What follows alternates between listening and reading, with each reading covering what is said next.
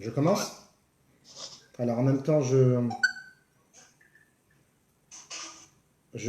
me filme en direct sur YouTube pour qu'après la vidéo soit sur YouTube et en même temps sur Facebook. Donc je suis sur Facebook Live aussi sur mon compte. Enfin en tout cas j'espère que ça a marché. Donc avec votre permission, j'ai coupé les micros, comme ça on s'entend mieux.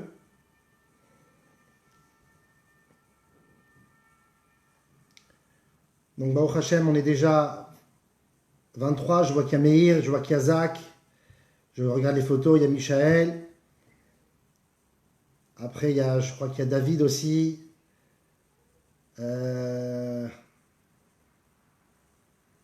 Benjamin, Charles, Samuel Kohana, je crois, Jonathan Deré. Il y a Chaim, Bruchim Abaim. Tov. Ok, alors donc on va faire un cours.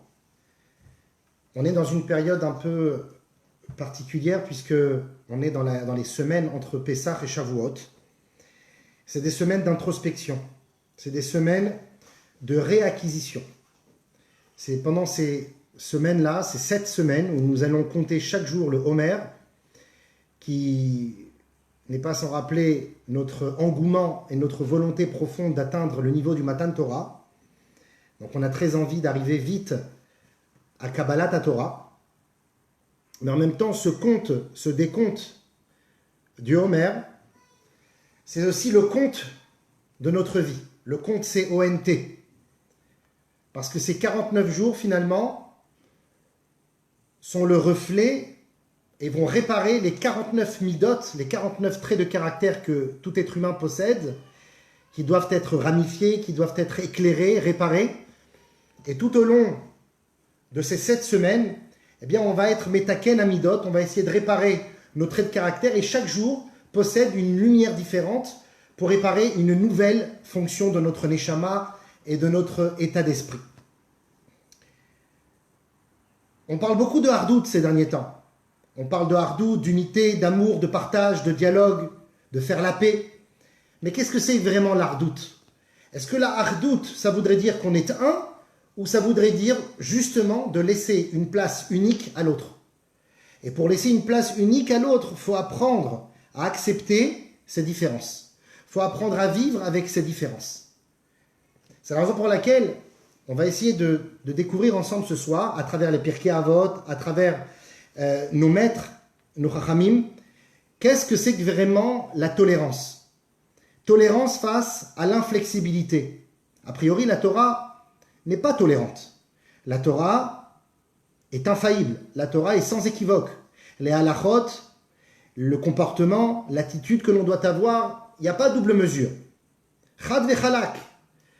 Depuis le début d'une journée d'un juif, depuis le matin où il se lève jusqu'à la fin lorsqu'il va se coucher, c'est une journée qui est remplie de Shulchan Aruch, de comment se comporter dans tous les domaines, comment penser dans tous les domaines et comment parler. De ce fait, la Torah ne peut pas être considérée comme tolérante. D'un autre côté, on nous demande, et on sait très bien, on va pas se le prouver, on a besoin d'être un petit peu coulant, d'accepter, d'aller doucement, d'être patient. C'est important aussi la tolérance. Alors, où se trouve la ligne à ne pas dépasser? Où doit-on être tolérant et où ne doit-on pas l'être? Où est-ce que la Torah nous demande d'être inflexible et où est-ce qu'elle nous demande d'être plus patient et d'être pondérant? Alors, on va essayer de découvrir ça dans cette période de Sfirat HaOmer, qui est une période d'introspection, une période de recherche, d'équilibre émotionnel et réactionnel, où on va essayer de traiter nos midot. Une mida, c'est une mesure. C'est comme ça qu'on mesure les choses. Moded. Moded, c'est de pouvoir finalement trouver un équilibre entre la tolérance et l'inflexibilité. Il n'y a pas d'extrême dans la Torah. Le Rambam nous dit qu'un homme doit trouver la ligne médiane. Les seuls 2 midot pour lesquels il doit être à l'extrême, c'est la gaava, l'orgueil, et la anava, l'humilité. Mais sinon, on doit trouver toujours l'osmose, le bon équilibre entre les midot. C'est pour ça que le mot mida vient du mot mesure. Et la mesure, c'est justement un calcul, une réflexion, une enquête profonde avant de prendre une décision quelconque. Donc on va essayer de comprendre quel est le sujet justement de gérer ces humeurs. C'est pour ça que j'ai fait un petit peu le jeu de mots entre Sfirat à Homer et Sfirat à humeur, le conte de l'humeur, C-O-N-T, le sipour, l'histoire de nos humeurs, et comment un petit peu gérer nos réactions face à des événements ou des problèmes qui peuvent arriver, qui sont en réalité des tremplins pour être un homme encore plus grand et encore plus fort. Ce sont des épreuves qui nous mènent vers une expérience de vie.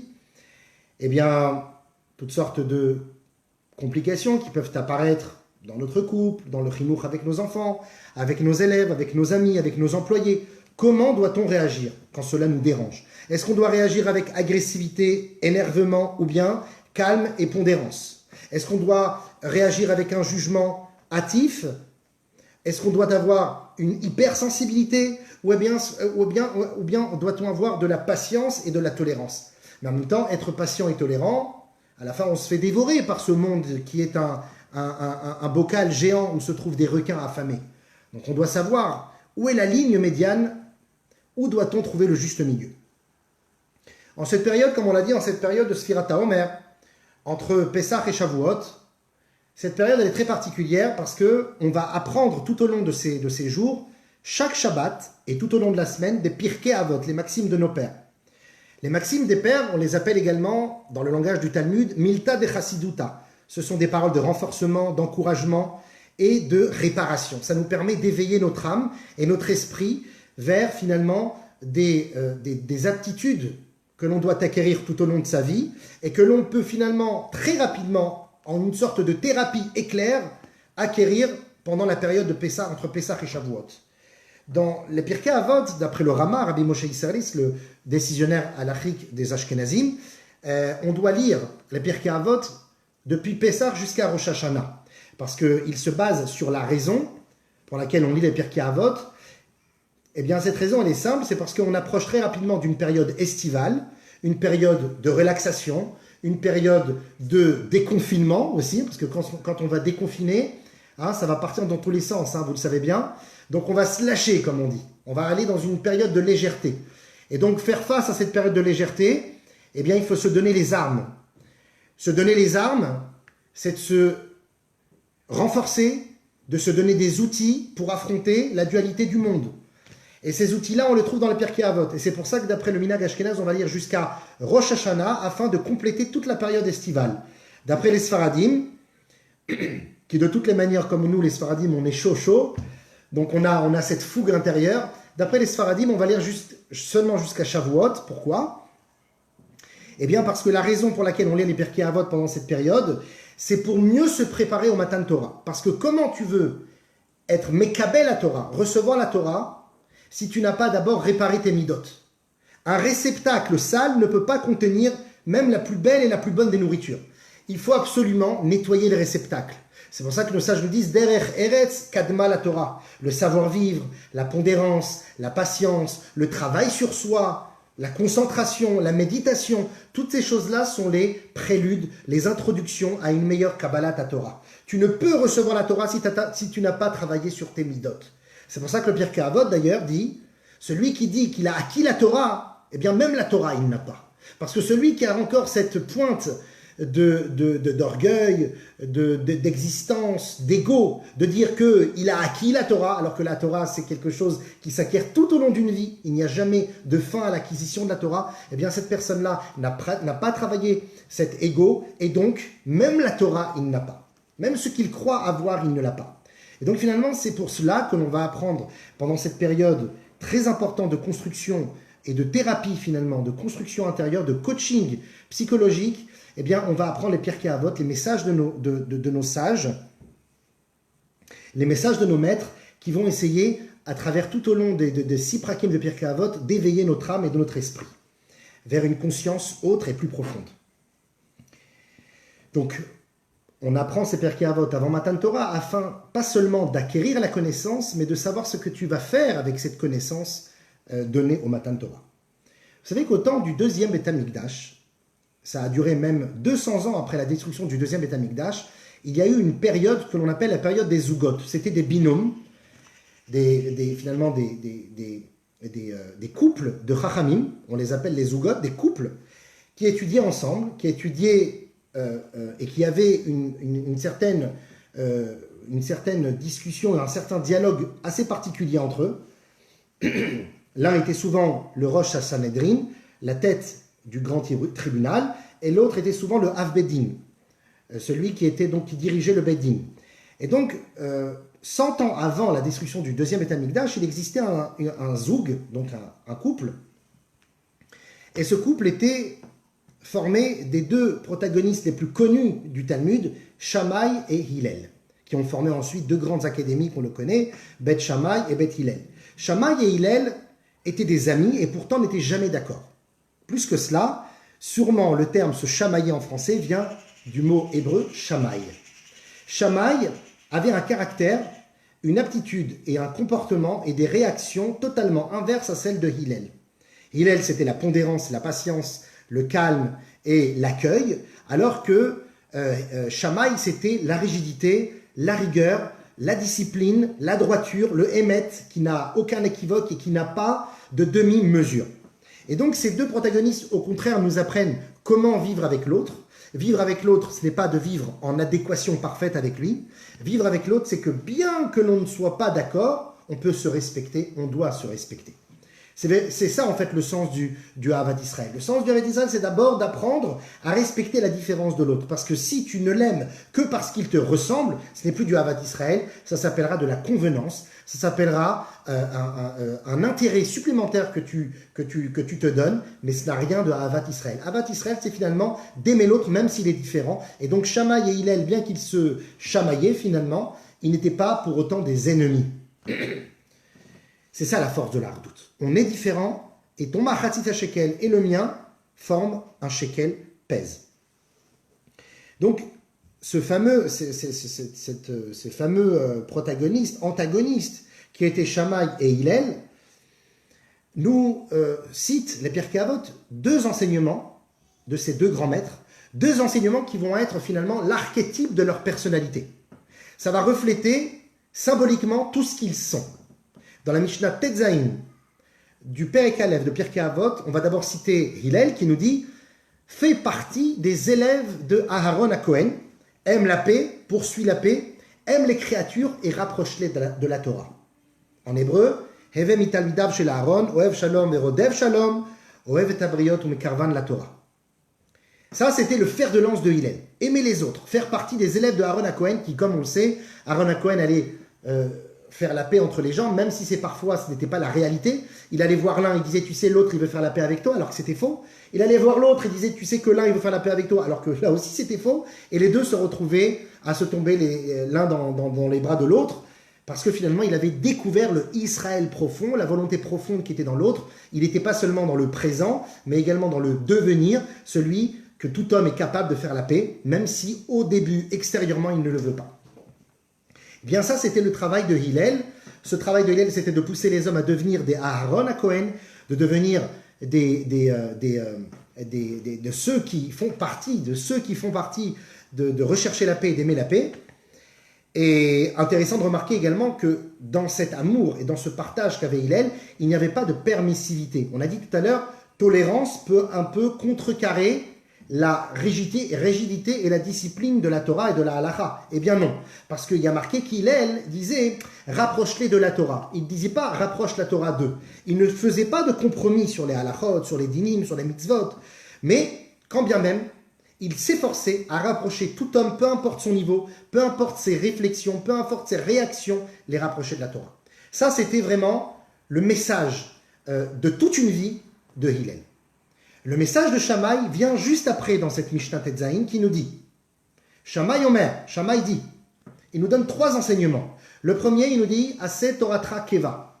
Fais en sorte que ta Torah ne soit pas aléatoire. L'étude de la Torah doit être sérieuse, avec des moments fixes, des moments où tu dois te concentrer. C'est un moment de rigueur, c'est un moment de concentration. Et c'est la raison pour laquelle une des questions importantes qui sont posées par le Melech HaMashiach après 120 ans quand on monte dans le Gan Eden, eh bien c'est as-tu fixé des temps d'étude de la Torah? Pas est-ce que tu as étudié la Torah? Est-ce que tu t'es fixé des temps? C'est-à-dire que fixer des temps, c'est quoi qu'il arrive. C'est-à-dire que si je zappe, je zappe un épisode de ma vie. Quoi qu'il arrive, j'ai mon zman, c'est mon moment d'étude je ne passe pas à côté. As-tu fixé des moments d'étude? Assez Toratra Keva. Deuxième enseignement qu'il nous donne, Emor Me'at ve'aseh Arbe. Parle peu et agis beaucoup. C'est un peu comme la pub de McCain, vous vous rappelez? Celui qui en parle le plus en mange le moins. Eh bien, c'est l'idée ici de Shammai de nous dire, il faut absolument que tu te concentres sur l'action. La parole est d'or, mais les actes sont de feu. C'est-à-dire que finalement, avec les actes, tu peux aller beaucoup plus loin, parce que les actes sont empreints dans la matière, et les actes laissent une trace indélébile, alors que les paroles s'envolent. C'est pour ça que Amaase ou Aïka, l'action c'est l'essentiel dans la Torah. Les bonnes pensées, l'état d'esprit c'est important, c'est la base, mais ensuite c'est l'action qui va décider du tout. Troisième enseignement qu'il nous donne, Eve mekabel et kol ha'adam besever panim yafot. Accepte, invite, accueille tout homme avec un visage éclairé de la gentillesse et de la bienveillance. Le Yachel Israël, Rabbi Meir Israël Lao, l'ancien grand rabbin d'Eret Israël, nous enseigne dans son livre qu'ici Shammai va englober les trois piliers sur lesquels le Ham Israël, le monde se tient. Les trois piliers, je précise pour ceux qui sont sur Facebook, on est aussi sur Zoom, donc ceux qui ont besoin, on peut leur envoyer le code en privé, afin de rester propre, parce qu'on ne sait jamais, les Zooms aujourd'hui. Donc, reprenons. Le Yachel Israël nous dit que ces trois enseignements de Shammai vont être le reflet des trois enseignements, des trois idées grâce auxquelles le monde se maintient. Torah, Avoda et Gemilut Chasadim. L'étude de la Torah, le service de Dieu et la bienfaisance. Torah, Aseh Torah Trakeva. Transforme ta vie en une vie de Torah. Ce n'est pas seulement j'étudie la Torah. Sois la Torah. Ce n'est pas qu'est-ce que tu as étudié, mais qu'est-ce que la Torah t'a appris. Deuxième niveau, Emor Me'at ve'aseh Arbe. Amaaseh ou Aïkar, l'action est l'essentiel. Ça c'est Avoda, service de Dieu. Troisième étape, Eve mekabel et kol adam besever panim yafot. Sois gentil, sois bienveillant envers les hommes. Ça c'est Gemilut Chasadim. Ainsi, Shammai englobe toutes les sphères de ces trois pôles, de ces trois piliers qui soutiennent le monde. D'ailleurs, dans ce dernier commentaire de Shammai, ce dernier enseignement, on nous apprend comment recevoir son prochain, pas seulement pour lui donner à manger, mais s'intéresser à lui comme si on l'attendait lui uniquement. Ça devient finalement que le Havat Israël ici prend toute une autre forme. Ce n'est pas aimer l'autre parce que c'est à ma bonne convenance, mais c'est aimer l'autre pour lui. C'est pour ça qu'on dit Ve'afta le reacha kamocha. Tu aimeras non pas ton prochain comme toi-même, mais tu aimeras pour ton prochain comme toi-même. Tu l'aimeras pour lui, c'est pour l'accomplir lui, ce n'est pas pour t'accomplir toi. Quand tu aimes l'autre, ce n'est pas pour avoir fait ta béa, ta bonne action du jour. Tu aimes l'autre pour l'aider à se construire. Finalement, c'est pour l'autre que tu l'aimes, c'est pour l'aider. Sois un thérapeute, ne sois pas seulement un homme qui doit aimer les autres parce que c'est écrit dans la Torah. Essaye d'aider les autres comme un médecin. Et tu verras que les autres t'aideront autant.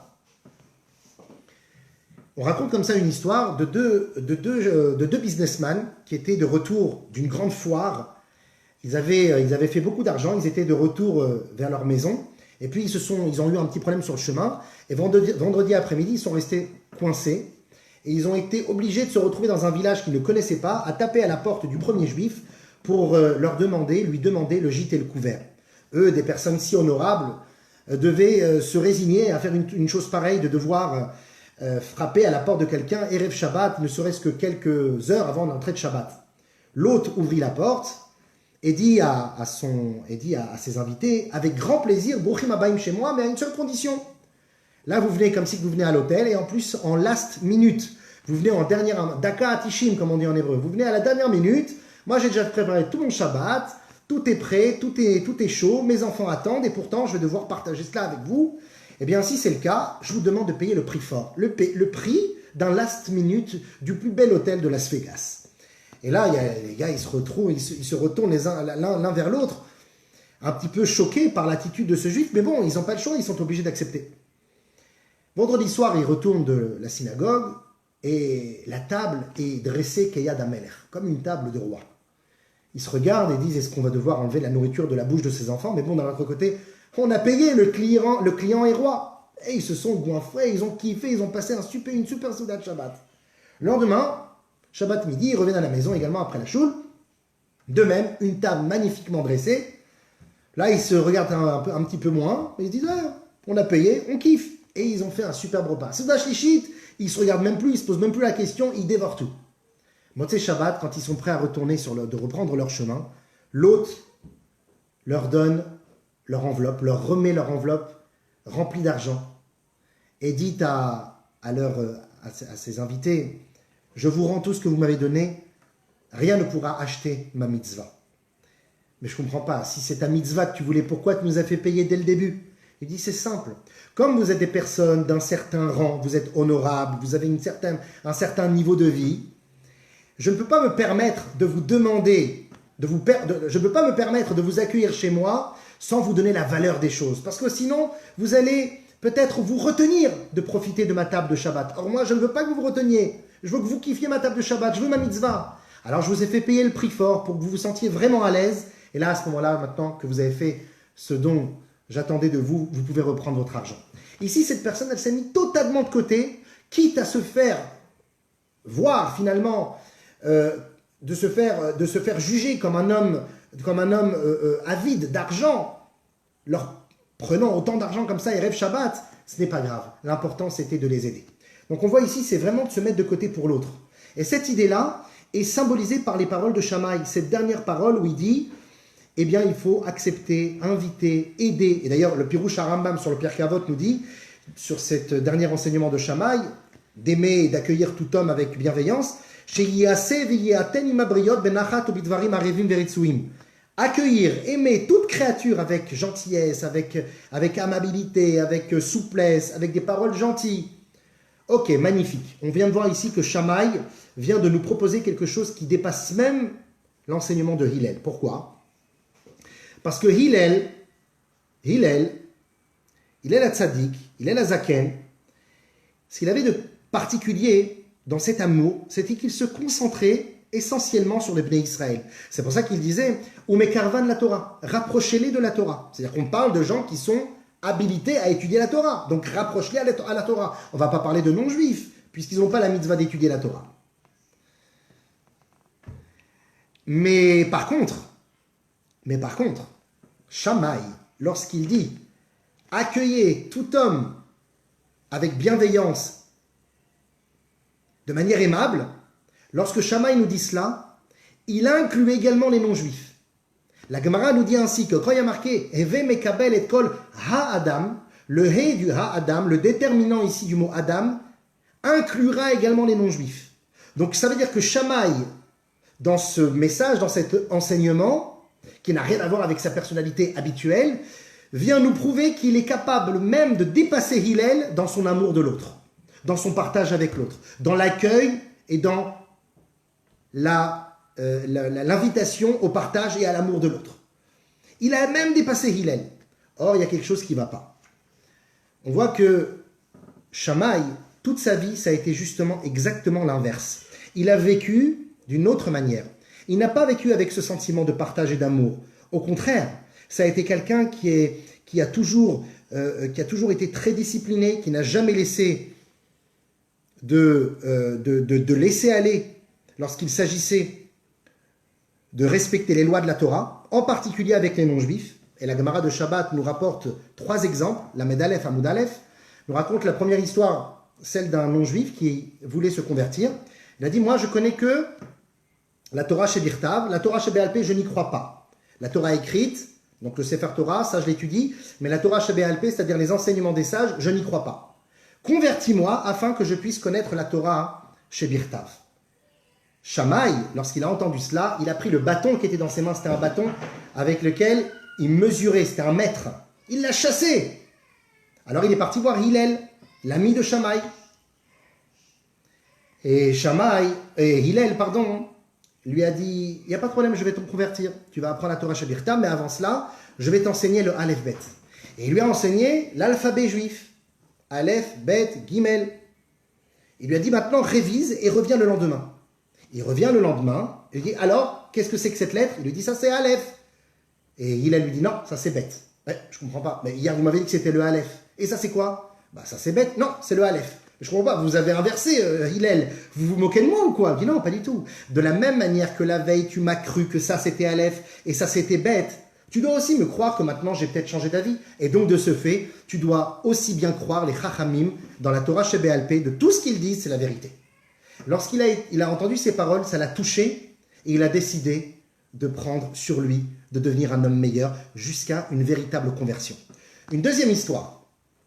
Un autre non-juif vient se présenter à Shammai et lui dit « Je voudrais apprendre la Torah d'un laps de temps où il me suffit que de me tenir sur un pied. » C'est-à-dire que si ça prend 5 minutes pour un homme de se tenir sur un pied, je veux un enseignement qui englobe la Torah entière afin d'étudier toute la Torah en un seul instant finalement. Shammai, évidemment, il a pris la babouche et il l'a chassé. Il est parti voir Hillel. Hillel lui a dit, tu veux un enseignement qui englobe toute la Torah? Il y en a un, effectivement. Ce que tu ne désires pas qu'on te fasse, ne le fais pas à l'autre. Le reste n'est que commentaire. Va et apprends. Et effectivement, il a continué à apprendre et c'est devenu un juif, Shomer Torah Mitzvot. Troisième histoire, eh bien, c'est un goy qui se rapproche de Shammai et qui lui dit « J'ai entendu que les Kohanim possédaient des habits merveilleux comme le éphod, le tablier, le choshen, le pectoral. Moi aussi, je veux devenir Kohen, convertis-moi. » Shammai, il l'a renvoyé, il l'a chassé. Il est parti voir Hillel et Hillel lui a dit « Il n'y a pas de problème, je vais t'enseigner les lois de la Keuna. Mais sache qu'un Kohen, il n'y a pas que des avantages, il y a aussi beaucoup d'inconvénients. Parce que si le Kohen n'est pas complètement apte, il subit des punitions très graves du ciel. » Il a pris conscience des choses, il a fait tchouva. Ilan, arrête avec tes commentaires.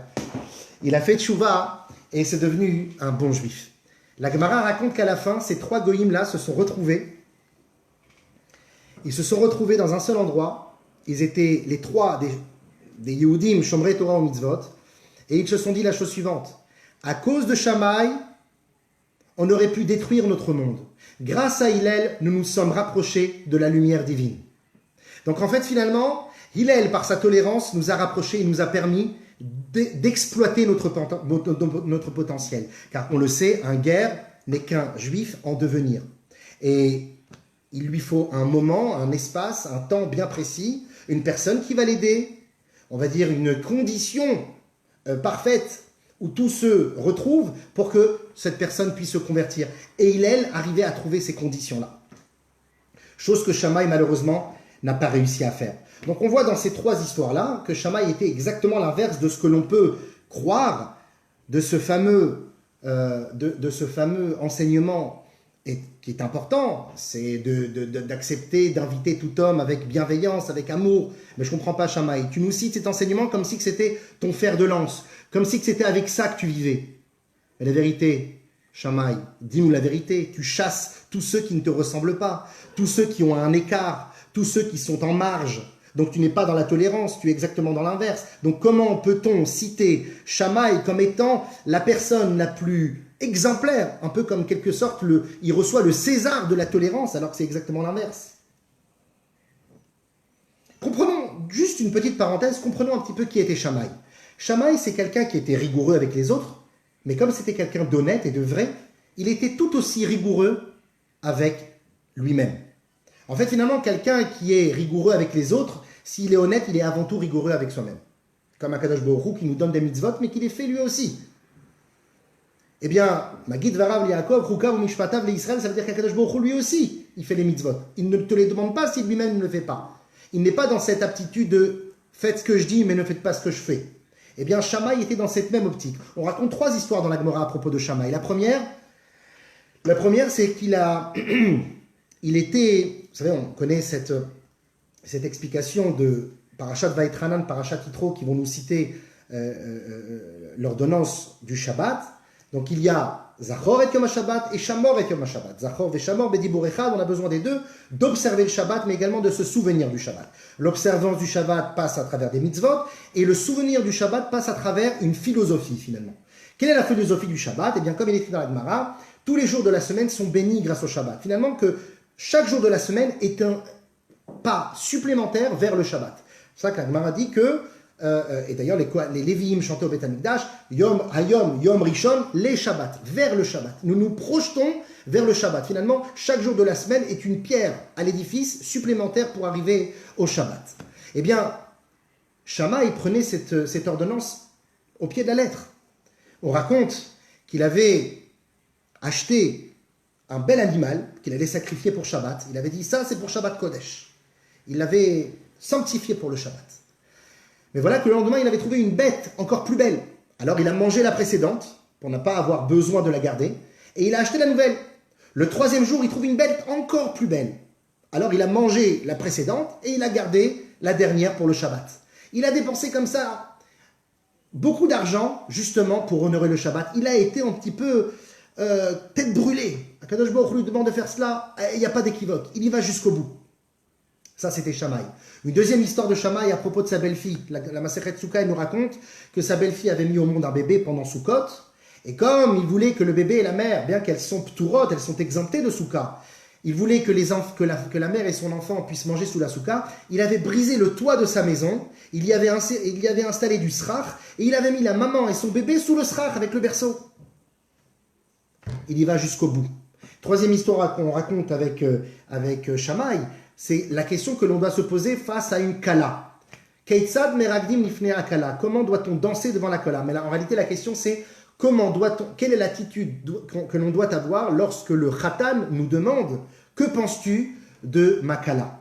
Est-ce qu'on doit lui dire la vérité? Est-ce qu'on doit lui dire ce que l'on pense véritablement? Ou est-ce qu'on doit lui cacher? L'important c'est que lui soit heureux.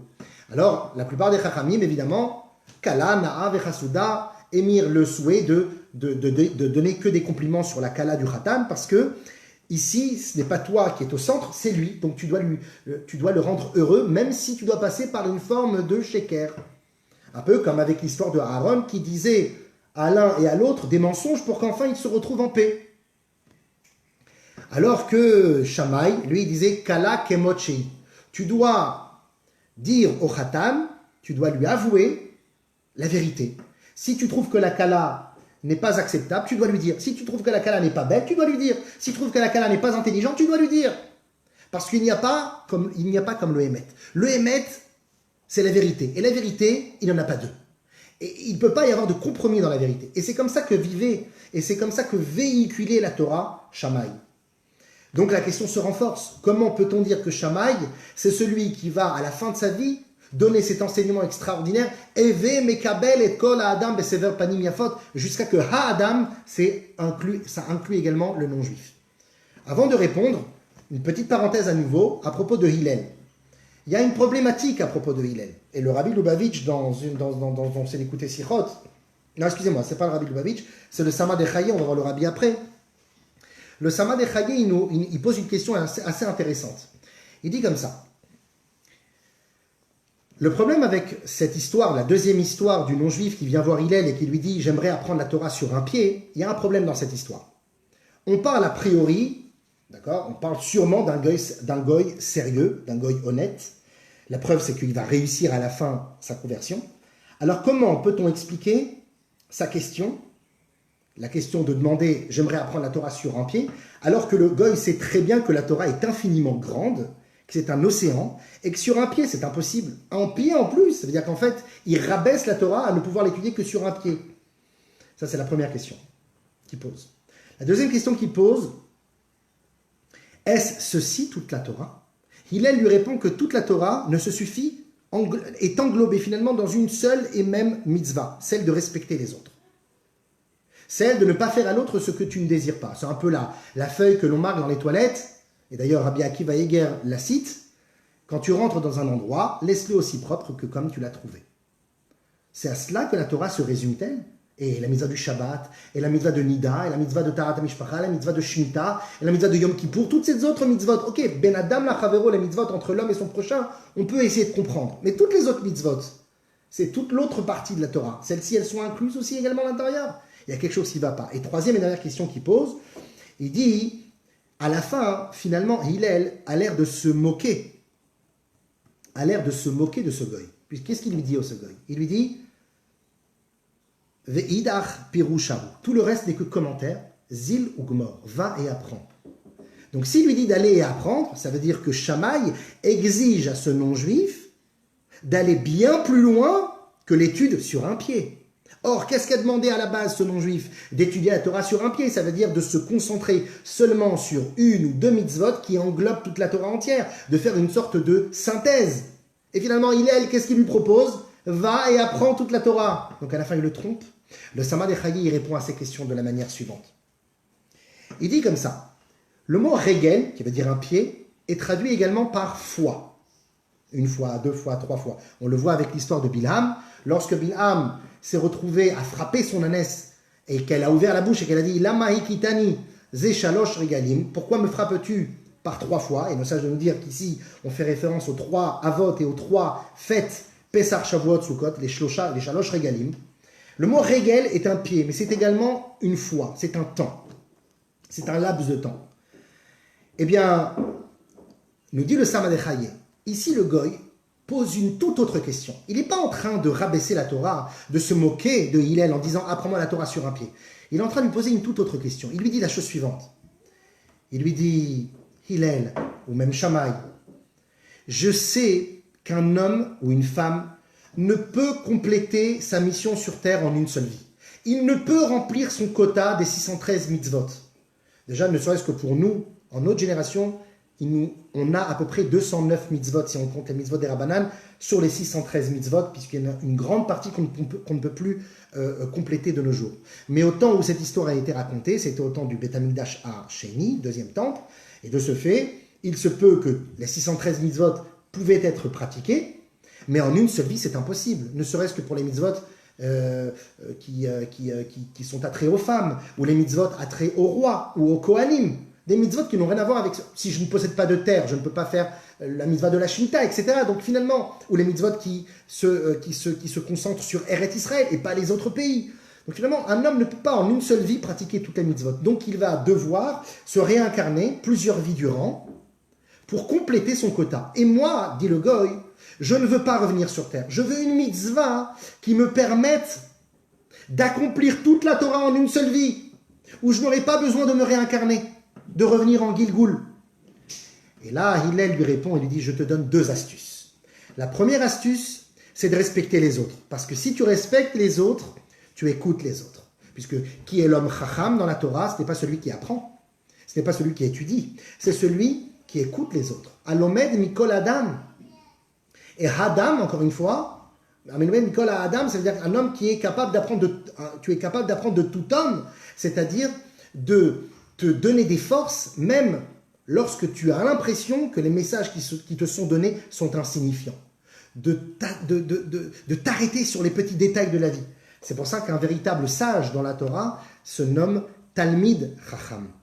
Talmid Chacham, c'est parce qu'il n'est pas sage. Il est constamment dans un état de sagesse suprême par rapport à celle qu'il a acquis la veille.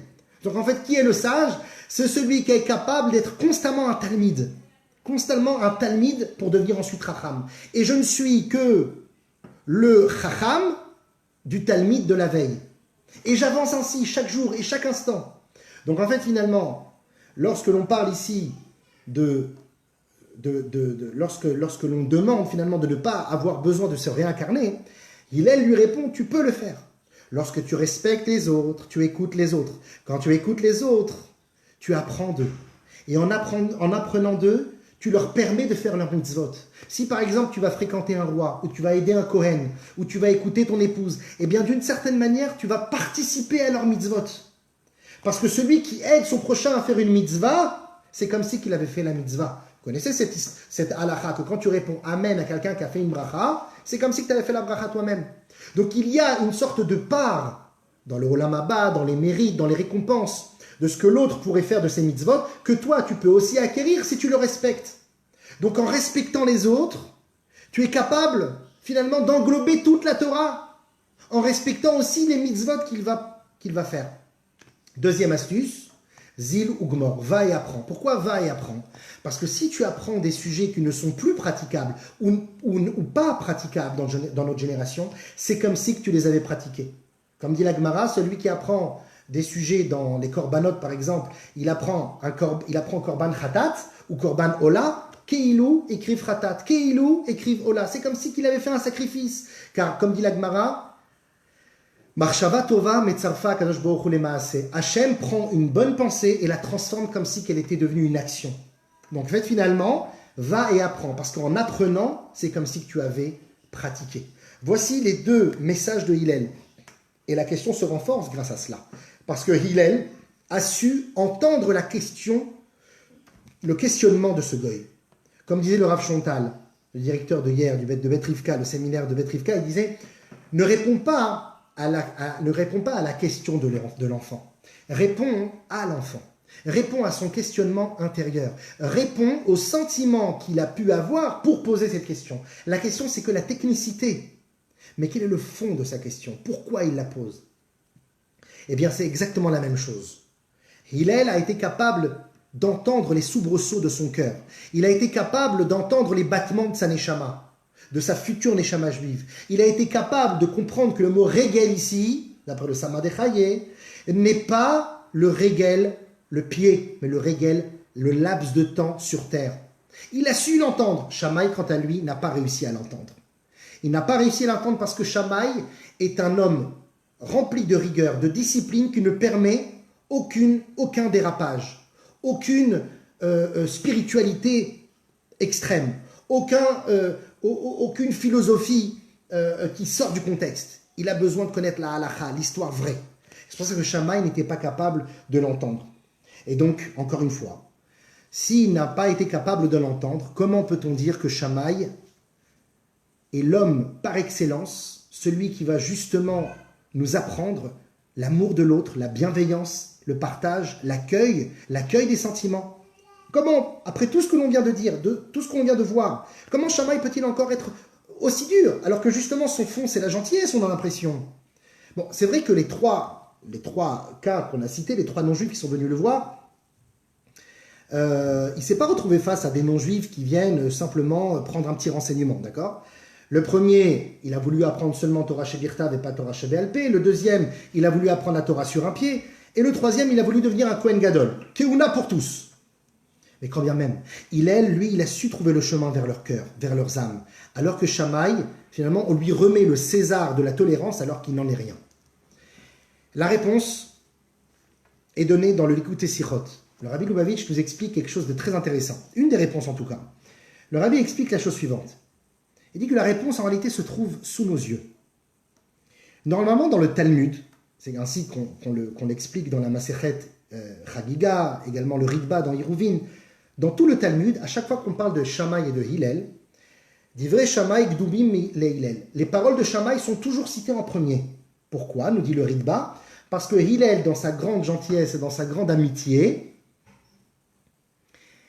avait cette faculté de laisser la place à Shammai en premier.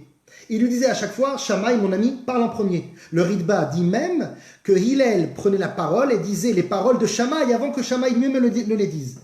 Par respect pour son ami. Par respect pour cette, peut-être antagoniste, mais en même temps, cet acolyte. Parce qu'ensemble, et leur contraire, ça formait quelque chose de beau. C'est ça la véritable amitié. C'est qu'on n'est pas pareil et pourtant, on trouve des concordances. Si on est complètement pareil, c'est pas de l'amitié, c'est de la fusion. Et la fusion, c'est quelque chose de rare. La plupart du temps, on est face aux gens on est face à l'adversité, on est face à des aptitudes contraires, on est face à une opposition. Et c'est comme ça dans tous les domaines. Avec ma femme, avec mes enfants, avec mes collègues, avec mes employés, avec mes élèves. C'est comme ça tout le temps. Donc la question, c'est quelle sera la place que tu vas pouvoir donner à l'autre afin d'avoir aussi la tienne. Et donc, pour revenir à ce fameux Shammai qui passait toujours avant Hillel dans ses propos, ici, c'est la seule et unique fois où les paroles de Hillel sont citées en premier. Que dit Hillel? On l'a dit au début du cours, fait partie des élèves de Aaron HaKohen, aime la paix, recherche la paix, poursuit la paix, aime les créatures, rapproche-les de la Torah. Voici l'enseignement véhiculé par Hillel. Et après que cet enseignement a été donné, Shammai vient tout de suite, il apparaît, et lui aussi, d'un coup, comme un coup de baguette magique, va se transformer en homme de la tolérance, l'homme de la situation de la tolérance, et il va accepter non seulement les paroles d'Hillel, mais il va même aller plus loin en disant qu'il faut le faire aussi avec n'importe quel homme, même avec un non-juif. Et même si tout au long de ma vie, j'ai repoussé de non-juifs, j'ai appris de Hillel. Hillel m'a donné un enseignement extraordinaire. Il m'a dit, fait partie des élèves de Aaron, ne fait pas partie des élèves d'autres personnages. Aaron à Cohen, suis Aaron à Cohen. Et en suivant Aaron à Cohen, Shammai s'est transformé ce jour-là. Lui aussi, il a accepté que toute sa vie durant, il s'est peut-être trompé dans l'art et la manière. Maintenant, il a compris que finalement, Hillel, c'était le bon chemin. En effet, les amis, le monde fonctionne de deux manières. Il fonctionne par le chesed et il fonctionne par la gvura. Le chesed, que l'on traduit souvent par bonté, le chesed, c'est l'expansion, le partage, l'ouverture aux autres, la confiance que l'on donne à son prochain, le rapprochement des âmes. Alors que la gvura, c'est justement la concentration, la fermeture, la méfiance parfois également, la rigueur, et ça peut aussi amener à l'éloignement des autres. Cela va donner deux sortes de personnalités contraires. La première personnalité, c'est le chesed va donner un homme sociable, un homme qui aime partager, un homme qui est bon, qui est heureux, qui est bien dans ses baskets là où il est. Alors que celui qui vit essentiellement dans la gvura, eh bien c'est quelqu'un qui va se trouver finalement en désaccord la plupart du temps avec son environnement, et il va vivre une sorte d'opacité, il va se fermer aux autres, il va se renforcer intérieurement, mais il ne va pas pouvoir laisser la place aux autres. Or, un juif, il doit apprendre à utiliser les deux variantes. Il a besoin d'être chesed, mais également gvura. Il doit être chesed, c'est-à-dire aller de l'avant, être positif, voir toujours le bon côté des choses, mais il doit aussi faire attention là où il met les pieds. Ne jamais se suffire de peu. On a besoin de, finalement, Avraham et Yitzhak Avinu. Avraham Avinu, c'était celui qui accueillait tout homme, les Arviim, chez Mishtachavim, la Havak Raglem, qui se prosternaient à la poussière de leurs pieds. Même dans sa tente ainsi, il leur met les pieds. Mais il était dans le partage, de l'amour. Il s'est marié aussi avec une Mitzrite. Il a eu Ishmaël avec elle. Il ne voulait pas le renvoyer au début. Il a toujours été dans la tolérance. Alors que Yitzhak n'a jamais quitté Eretz Israël, il n'a jamais eu une autre femme. Il s'est toujours concentré sur la construction, enfin la fondation de puits, c'est-à-dire de briser de la roque. Il a toujours travaillé finalement avec une certaine rigidité, une rigidité qui a permis la protection d'Israël. C'est pour ça qu'Avraham quitte Haran, Yaakov revient à Haran, consolide la Neshama juive en Eretz Israël. Et il est appelé Olat Mima. Et pour ça, on a besoin finalement de Eloké Avraham, Eloké. Aussi bien de l'un, aussi bien de l'autre. On a besoin des deux pour survivre. Chesed autant que Gvura. On a besoin de Hillel et on a besoin de Shammai. De même, Shammai n'est pas le mauvais flic. Et Hillel n'est pas le bon flic. Hein, vous savez, comme dans les séries télé, là, le mauvais flic, le gentil flic, celui qui est sympathique, qui est tolérant pour te soutirer des informations. Et le mauvais flic qui va taper sur la tête. Shammai n'est pas le mauvais flic. Shammai, c'est pas le mauvais garçon. Shammai et Hillel se complètent finalement. Shammai et Hillel vont ensemble construire quelque chose de beaucoup plus solide. Et Hillel, de même, n'est pas le populiste. C'est pas le sympathique populaire. Pas du tout. Shammai, c'est la gvura et il ne pouvait supporter aucun compromis, en particulier lorsque ça venait de Goïm. Alors qu'Hillel voyait au-delà de la carapace. Il était capable de découvrir des messages cachés. Il voyait au lointain. Il était capable de voir finalement, non pas ce qu'est l'homme, mais ce que peut devenir l'homme. Ce qui peut sortir de lui. Il voyait le potentiel. En fait, finalement, c'était un vrai coacheur. Et Shammai, toute sa vie durant, il va vivre dans la gvura. Et pourtant, à la fin de sa vie, dans ce dernier commentaire du Pirkei Avot, Mishnah, Tetzain du Perek Aleph, il va s'incliner devant Hillel. Et il va lui dire, tu as raison. Tu as raison parce que les mots forment la réalité. Lorsque je parle bien, ça se passe bien. Lorsque j'ai des paroles positives, la personne qui est face à moi va vivre de manière plus positive.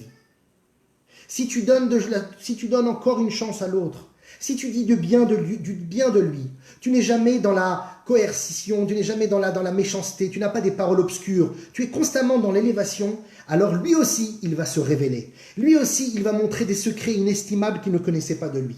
En fait, finalement, c'est comme si Hillel disait, je sais que dans tes propos blessants, en particulier le Ben Racha, comme à la nuit du Seder, tu dis des paroles négatives, tu veux apprendre la Torah sur un pied. Je sais que dans le fond, tu veux te rapprocher de Dieu. Je sais qu'il y a une partie de toi qui est bonne. Je sais que tes paroles ne mettent pas en valeur toute ta personnalité et ton potentiel.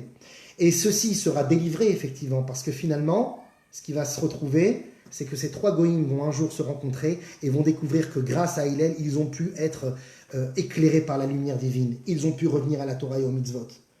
Et ça, c'est la force. Ça, c'est la force de donner du courage, d'avoir toujours un avis positif et de voir toujours positivement les autres.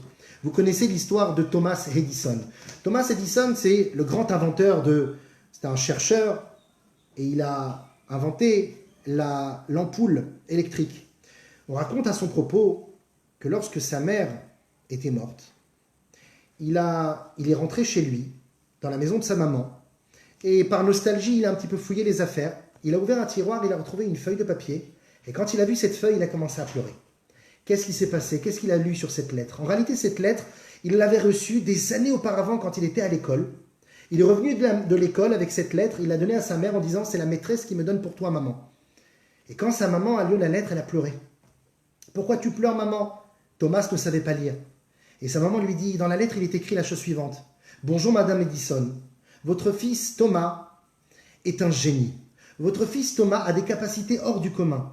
Il est tellement lumineux que notre école ne possède pas les outils nécessaires pour l'accompagner dans son épanouissement. Nous vous invitons à changer d'école parce qu'il a un grand avenir devant lui. » Oh, magnifique. Là maintenant, il est devant sa lettre, des années plus tard. Et quand il lit cette lettre, maintenant il sait lire, il voit exactement l'inverse qui est écrit dessus. « Madame Edison, votre fils est dyslexique. Votre fils ne sait pas tenir en place. Il n'arrive pas à suivre la discipline de la classe. Il dérange le cours, c'est un perturbateur. Il n'est pas fait pour notre école. Nous vous demandons de ne plus l'amener à l'école à partir de demain. » Et il a compris, grâce à cette lettre qu'il lit maintenant, que c'est par la vision positive, même si l'image était noircie, même s'il n'y avait aucun espoir pour ce garçon, c'est par l'image positive que sa mère a eue sur lui. Et ce don de confiance, ce courage et cette relancée, ce starter qu'elle a pu lui donner, qu'il a pu un jour inventer l'ampoule électrique. Vous savez que l'ampoule électrique, avant d'arriver à l'inventer, on dit qu'il a fait 100 expériences différentes qui l'ont mené à l'échec. Et ses détracteurs se sont moqués de lui tout au long de ses processus d'invention et lui disaient « Mais pourquoi tu continues alors que tu vois bien que tu n'y arrives pas? Ce sont des échecs. » Il dit « Vous voyez des échecs, moi je vois des opportunités de ne plus en faire. » À chaque fois, c'était une nouvelle étape vers la solution. Ce n'est pas des échecs, ce sont des tremplins. Mais pour pouvoir atteindre ce niveau de voir les choses de cette manière, il faut une éducation positive.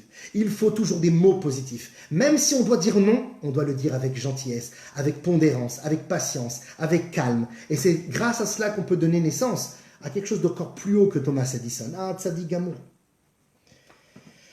Dans un autre sikha, dans le Likutei Sichot, Chelek He, page 45, le rabbi il répond à une question que le Maharal de Prague, dans son livre Gur Aryeh, pose. Une question très intéressante à propos de Noach. Vous savez que Noach est le seul et unique personnage dans la Torah que l'on appelle textuellement Tzadik.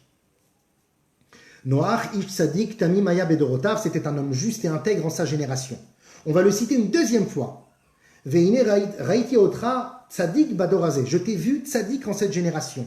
2 fois dans la Torah écrite où le mot Tzadik est cité sur un personnage, alors que sur aucun autre, on utilise le mot Tzadik. Même sur Avraham, Yitzhak et Jacob, on n'utilise pas le mot Tzadik.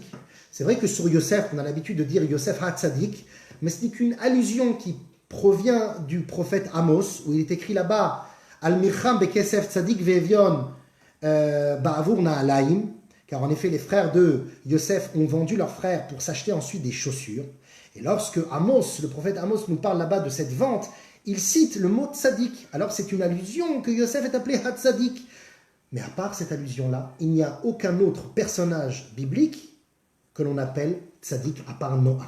Alors qu'on sait bien que Noach, d'après un des avis dans la Torah, dans l'exégèse, dans le Talmud, d'après un des avis, Noach était Tzadik seulement en sa génération. S'il avait vécu au temps de Avraham Avinu, il serait considéré comme rien du tout. Même pas inférieur à Avraham, comme rien du tout. Il y a un autre avis qui le voit positivement, qui le juge positivement, favorablement, et qui dit que s'il a réussi à être tzaddik dans cette génération dépravée, il l'aurait été tout aussi dans la génération d'Avraham. Mais on va essayer de se concentrer justement sur l'avis qui dit que Noach n'était rien dans sa génération. Et d'ailleurs, le Talmud cite les eaux destructrices du déluge, on les appelle Mei Noach, les eaux de Noach. Un petit peu pour dire que ces eaux-là sont aussi à cause de Noach. Car Noach, dans le Talmud, est appelé également Tzadik Beparvato. C'était un Tzadik emmitouflé dans sa fourrure. C'est-à-dire que c'est quelqu'un qui s'occupait que de lui-même, il ne s'occupait pas des autres. Et pourtant, on va citer 2 fois le mot Tzadik. Et le Gourari, le Maharal de Prague, pose cette question. Comment ça se fait qu'on l'appelle Tzadik alors qu'il n'a pas à mériter ce titre? Eh bien, le Rabbi répond. Et il dit qu'en réalité, quelque chose d'extraordinaire, il dit que justement parce qu'il n'avait pas ce niveau, on va l'appeler ainsi, pour lui donner du courage, pour lui donner ce don de force, pour lui donner confiance, pour lui donner une seconde chance. Et on va le citer ainsi 2 fois, on va l'appeler Tzadik. Parce qu'on veut lui donner un don de force. On veut lui dire qu'il est capable. Il a des capacités, on veut l'encourager, on veut le renforcer. Et ça, c'est extraordinaire, c'est comme ça qu'on peut sauver un homme. On pourra ainsi comprendre une autre question que le Rabbi rapporte aussi dans une autre sira, Chelek Kavdalet, 24, page 253. Le Rabbi pose la question à propos de Moshe Rabbeinu. Moshe Rabbeinu, à la fin de sa vie, il va écrire la Torah et il va raconter un petit peu la manière comment il va disparaître de ce monde physique. Et il va dire des paroles assez intéressantes. Velo kam navi od be'Israël ke Moshe, il n'y aura pas d'autres prophètes comme Moshe Rabbeinu. Et d'ailleurs, le Rambam, le seul décisionnaire dans les lois des rois et de Mashiach, dira lui-même que même le Messie n'aura pas atteint le niveau de névoie, de prophétie de Moshe Rabbeinu. Donc, il n'y a pas comme Moshe Rabbeinu. Des louanges extraordinaires, on a l'impression que Moshe Rabbeinu se vante un petit peu, se lance des fleurs. Et pourtant, bam, une tâche apparaît. Il va là-bas écrire Ve'ivku bnei Israël et Moshe shloshim yom. Les bnei Israël ont pleuré Moshe Rabbeinu pendant 30 jours. C'est ainsi qu'il raconte le deuil que les bnei Israël ont pris pour lui. Ils l'ont pleuré pendant 30 jours. Or, il est écrit à propos de Aaron HaKohen, quelque temps plus tôt, lorsque lui aussi, 1 an et demi plus tôt, a disparu de ce monde.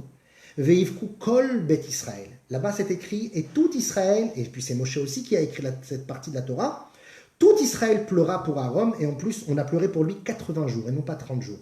Et nous dit Rashi sur place, Zcharim benekevot. Ainsi, les hommes, aussi bien les femmes, parce qu'il faisait la paix entre les couples. Donc Aaron HaKohen était apprécié, il était aouv à la briotte, il était aimé par les créatures, et c'est la raison pour laquelle on l'a pleuré plus, et kol bet Israël, alors que Moshe Rabbeinu, il y a une sorte on s'est un petit peu retenu dans le deuil qu'on a eu envers lui. Et Moshe Rabbeinu le précise dans son propre testament, dans la propre histoire de sa disparition. Pourquoi cette tâche en plein milieu de l'histoire? Il aurait pu éviter de gâcher la fin. Eh bien, la réponse est la suivante, mes chers amis. Parfois, dans la vie, pour organiser la paix entre les gens, il faut savoir arrondir les angles. Tourner un petit peu le émet, un petit peu à sa sauce, à l'avantage du shalom. Ne pas se concentrer seulement sur les points dérangeants ou les points qui posent problème. Et ceci, Moshe Rabbeinu ne savait pas le faire d'une certaine manière. Kaviachol ne pouvait le faire. Car Moshe émet vetorato émet. Moshe, c'est la vérité, sa Torah est vérité, et il n'y a pas d'équivoque et il n'y a pas de concession. Il ne pouvait fermer les yeux sur les parfois tristes réalités de la vie. Pourtant, quelques heures avant son départ, un petit peu comme Shammai, quelques temps avant sa disparition, lui aussi va se dire que peut-être il aurait dû suivre l'exemple de son frère Aaron. Et c'est la raison pour laquelle tu devras faire partie des élèves, non pas de Moshe Rabbeinu, mais tu devras faire partie des élèves de la philosophie, de l'état d'esprit de Aaron HaKohen. Car bien que le Hémet est quelque chose de fort, le shalom c'est bien plus puissant. C'est quelque chose qui irradie à long terme. Voilà pourquoi Eve metamidav chez Aaron. Et là maintenant on pourra comprendre comment est-ce possible que Shammai, qui toute sa vie a été l'exemple même de la rigueur, se rattrape en fin de parcours. Et il dit que la tolérance, c'est essentiel. Pas parce que finalement on accepte et on ferme les yeux aux choses. Ha'avat rinam, la paix gratuite, c'est de pouvoir aimer le gratuit qui est chez l'autre. Ce qu'il peut, au contraire, ne pas nous apporter. Ne pas aimer l'autre parce qu'il nous apporte quelque chose. Je l'aime tout simplement parce que c'est pour lui, c'est pour l'aider lui. Il ne m'apporte rien en retour. Tu aimeras pour ton prochain, c'est pour lui. Et cette forme-là de véhiculer cette paix, cette tolérance-là, Shammai l'a accepté en fin de parcours. Et ça, c'est vraiment extraordinaire. On raconte, je finirai avec deux petites anecdotes, on raconte à propos de Chaim Cohen. Chaim Cohen, c'était un grand juge israélien, très connu en Israël, une célébrité, qui était un homme qui a combattu les religions en Israël, et en particulier le rabbi de Lubavitch, qui avait lancé une campagne qui s'appelait Mihu Yehudi dans les années 80, qui est juif, lorsqu'il y a eu beaucoup de aliyah de Russie et d'autres pays qui a amené en grand nombre des gens se disant juifs, mais qui n'en avaient pas, le titre, en tout cas ne pouvaient pas le prouver. Alors il fallait vraiment filtrer, etc., pour ne pas qu'il y ait des assimilations, des mélanges. Et ce mifza, cette campagne qui a été lancée par beaucoup de rabbanim, avait été finalement combattue farouchement par le juge Chaim Cohen. Et cet homme, un jour, s'est retrouvé un jour invité par un de ses fidèles amis à New York. Et c'était pendant la période de Simchat Torah. Lui étant un homme qui ne pratique pas du tout la Torah, d'ailleurs il était pour les conversions sans passer par le rabbinat, bon, c'était un homme vraiment, comme on dit, récalcitrant, il était vraiment opaque, il ne voulait rien entendre de Torah et Mitzvot. Et puis son fidèle ami lui dit, tu sais, les juifs new-yorkais, il y a un peu ce côté-là, Happy Hanouka, tu vois, même si on n'est pas religieux, il y a ce côté un peu folklorique, il lui dit, hey, aujourd'hui c'est Simchat Torah, viens avec moi. On va dans le quartier de Brooklyn. Là-bas, il y a un grand Simchat Torah organisé par les chassidim de Lubavitch. Viens avec moi. Ils sont partis au 770, la maison du rabbi là-bas. Il y avait des milliers de personnes qui dansaient ensemble. Il est rentré là-bas, il s'est ressenti un petit peu étranger à toute cette atmosphère. Et l'histoire raconte que le gabaï de la synagogue a vu au loin rentrer Chaim Cohen, une célébrité fort connue de tout le monde. Et quand il a vu, il a tout de suite baissé les yeux, il a dit « je ne sais pas quoi faire ». Est-ce que je lui donne ou pas une hakafa? Parce que si je lui donne une hakafa, ça va se faire savoir dans le monde religieux, et tout le monde va dire encore, les Lubavitch font des choses très graves, ils ont accueilli Chaim Cohen alors que c'est quelqu'un qui est contre la religion, contre Dieu, etc. Donc il a baissé les yeux, il ne savait pas quoi faire. Le rabbi a vu le doute de son gabaï. Il lui a dit, comment peux-tu repousser un juif qui est venu recevoir la Torah? Donne-moi une hakafa. Mais kafa, c'est donc cette mitzvah de tourner autour de l'abima en sortant les sifrei Torah à Simchat Torah et de danser avec. Ils l'ont appelé, il a réussi à traverser la foule, ils lui ont donné un sefer Torah. Une hakafa durait à peu près, de manière générale, entre 15, 20, 25 minutes maximum. Au bout de 25 minutes, le rabbi a continué à taper très fort des mains. Et tous les chassidim ont compris que la hakafa non seulement n'était pas finie, mais devait continuer de plus belle.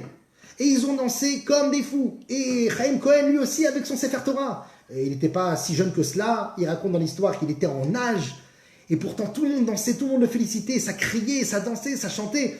Et le rabbi a poursuivi la hakafa pendant plus de 45 minutes. Au bout de 45 minutes, ils l'ont libéré, il a pu rentrer à Manhattan de Brooklyn exténué, mais la suite de l'histoire est étonnante. C'est qu'un jour, quand cette histoire elle a un petit peu circulé, des années plus tard, l'ami fidèle qui avait accompagné, qui avait amené Chaim Cohen au 770 pour Simchat Torah, a été accosté par un chaliard du rabbi qui lui dit « Dis-moi, toi tu es là, j'ai pas son nom dans l'histoire, je ne le connais pas. Il dit, mais dis-moi, toi tu as été avec Chaim Cohen à Simchat Torah, telle était l'année. Mais toi tu n'as jamais reçu de hakafa. Viens avec moi et je ferai en sorte que le rabbi de Lubavitch lui-même t'offre une hakafa pour tourner avec le sefer Torah. » Il lui a dit, il n'en est pas question. Il te dira non. Il te dira pas oui. Il te dira non. Et pourquoi tu ne peux pas venir avec moi? Il dit, c'est simple. Depuis ce jour-là, Chaim Cohen a complètement changé. Tout ce qu'il avait contre les religieux, tout ce qu'il avait contre la religion, s'est transformé. Aujourd'hui, il s'intéresse à des choses dont il ne s'intéressait pas avant. Et moi, je ne veux pas, surtout pas changer. J'ai une façon de penser et je sais très bien que si je vais chez le rabbi Lubavitch, je sortirai de là-bas complètement changé. Donc je ne veux pas changer. Ça, c'est encore une fois l'idée de la tolérance et de l'amour. Et je terminerai avec une toute dernière histoire.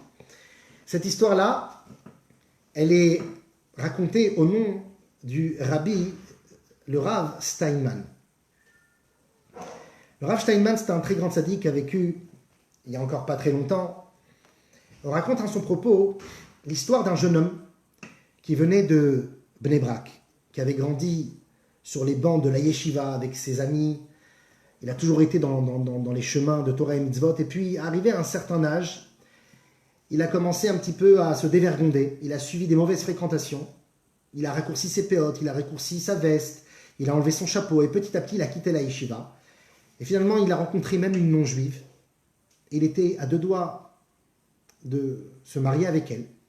Il vivait chez son cousin à Tel Aviv. Mais même son cousin, qui n'était pas religieux, lui avait dit « Je comprends que tu veux kiffer un peu ta vie, mais là, d'ici à te marier avec une non-juive, tu vas quand même un peu loin. Et d'ici déjà tu prends cette décision, et si tu veux rester chez moi, la seule et unique condition, c'est que tu ailles voir tes parents, que tu passes un Shabbat avec eux et que tu leur annonces la couleur. » Il s'est invité chez lui, mais avec des conditions très drastiques. Il a dit à ses parents « Papa, maman, je viens à la maison, mais je ne ferai pas Shabbat. Laissez-moi tranquille. On parlera, je vous annoncerai mes projets, mais il n'y en est pas question que je fasse Shabbat. » Et effectivement, il a passé Shabbat sur la terrasse, à fumer et à jouer sur son téléphone portable.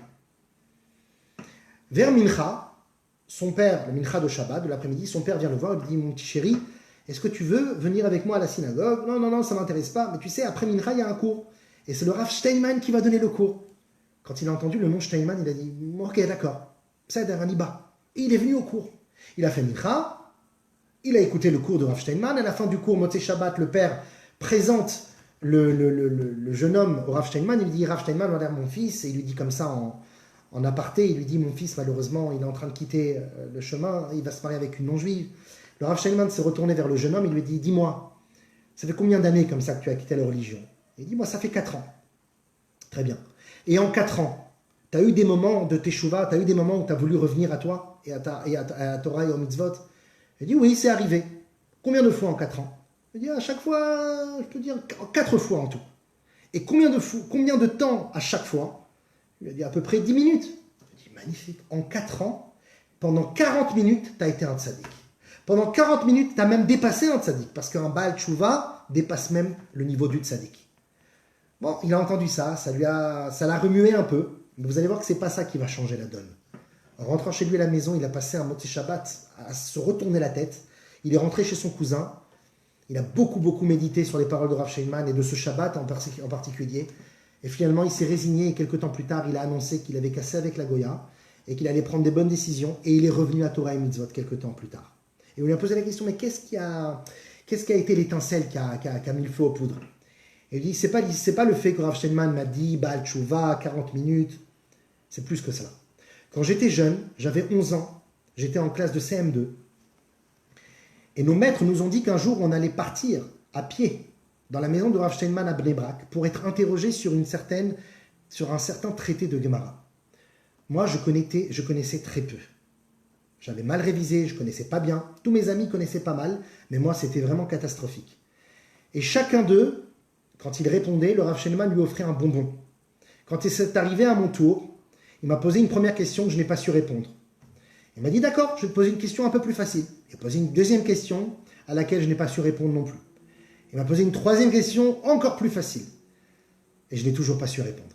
J'étais brisé de voir tous mes copains pouvoir repartir avec, pas qu'un bonbon, mais avec l'affection du Rav, et moi je n'avais rien. Et le Rav m'a appelé, il m'a dit, toi, je te donne 3 bonbons. Parce que la Torah ne félicite pas, ne récompense pas selon le résultat, mais selon l'effort fourni. Aux autres, je leur ai donné un bonbon parce qu'ils ont fourni un seul effort. Toi, tu as fourni 3 efforts de répondre. Le résultat n'était peut-être pas le bon, mais tu as fourni 3 efforts, tu as le droit à 3 bonbons. Car dit la Gemara, les fum tsahara agra.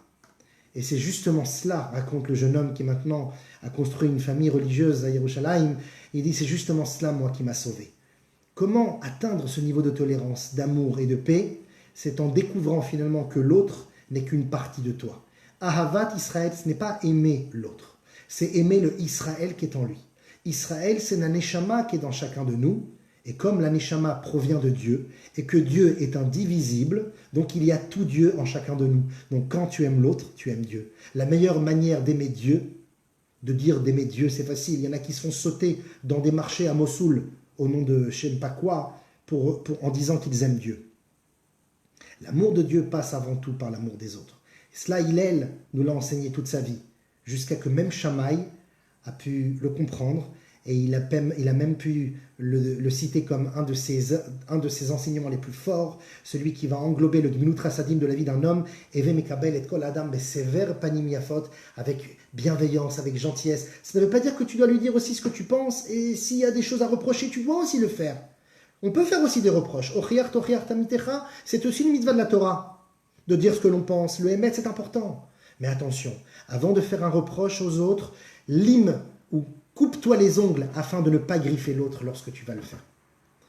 Que ce cours, les Ilui Nishmato, de Chai Peretz, Ben Sassia ou Ben Meir, que de là où il se trouve, il puisse, Bezrat Hashem, nous amener Mashiach Tzidkeinu, et qu'on puisse se retrouver Bekarov Mamash avec la venue du Mashiach au 3e temple reconstruit. Merci à toutes et à tous d'avoir suivi le cours. Bezrat Hashem, je vous invite dimanche prochain à la même heure, vous recevrez aussi les liens.